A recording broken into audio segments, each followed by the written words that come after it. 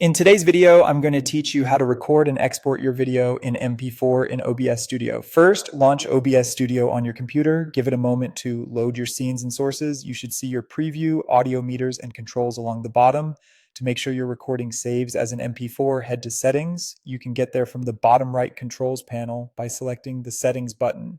This opens a window with categories listed down the left side. Choose Output from that left-hand menu.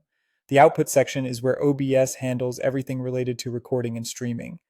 Look for the recording area. If you don't see all options, you may be in simple mode. That's fine. Recording is still available there.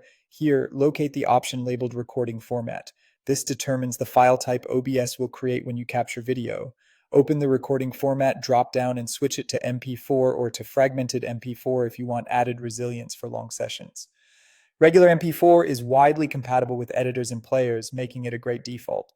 Fragmented MP4 writes data in small chunks, which can help preserve the file if the system shuts down unexpectedly, though some older software may not recognize it. Right above this, you'll also see the recording path, which tells you exactly where OBS will save the file. Make a mental note of that location so you can find your video when you're done. After choosing your format, click Apply to lock in the change, then select OK to close the settings window. Before you start, quickly glance at your audio meters to confirm your microphone and desktop audio are moving, and check the preview to ensure the correct scene is visible. A short 5-second test recording is a good habit if you're setting this up for the first time.